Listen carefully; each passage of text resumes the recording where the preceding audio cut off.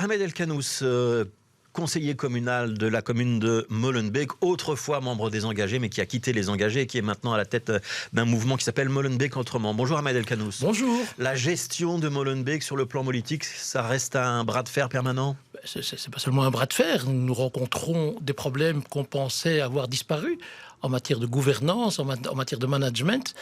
Et évidemment, ça a des conséquences sur non seulement la gestion de la commune, mais sur son aspect financier et l'impact que ça peut avoir sur nos concitoyens, comme par exemple cette obligation de la part de la majorité actuelle dirigée par Catherine Moreau d'augmenter le PRI, donc le cadastre des Molenbeekois, conséquence d'une mauvaise gestion. Ouais, donc le précompte immobilier, on va y revenir. Quand vous dites on voit des pratiques revenir dont on pensait qu'elles avaient disparu, vous visez quoi? Vous avez vu toute la polémique concernant la désignation de la secrétaire communale, que le ministre de tutelle a annulée, que je dénonçais depuis des mois.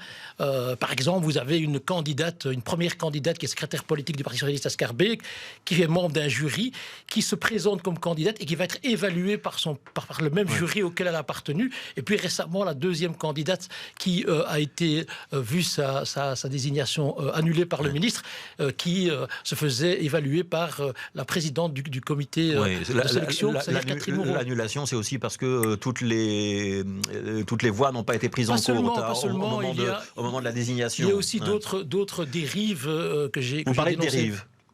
Dérive, c'est le terme que vous employez. Oui, tout à fait. Ce sont des dérives. Nous sommes là dans une politique de népotisme, c'est-à-dire favoriser des proches au détriment de l'intérêt de la collectivité, de l'intérêt général. C'est relativement grave. On pensait que ce genre de pratique était révolu, mais non. À Molenbeek, c'est de retour depuis un certain temps, comme d'ailleurs de nombreuses autres dérives que j'ai déjà dénoncées. Et c'est Catherine Moreau qui en est personnellement responsable ou c'est plus compliqué que ça? C'est la capitaine du navire. Elle préside le comité de sélection. Elle va, en fin de parcours, évaluer quelqu'un qui travaille dans son cabinet.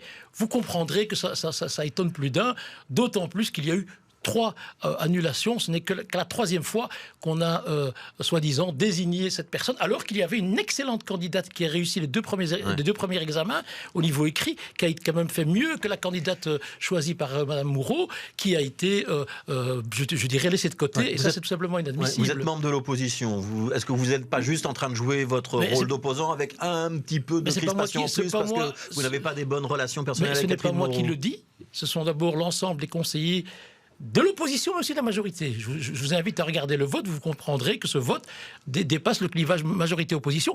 En plus, le ministre donc de tutelle et son administration, Bernard Clerfailly, qui annule la décision, comme il a annulé d'autres décisions liées à la gestion financière de la commune.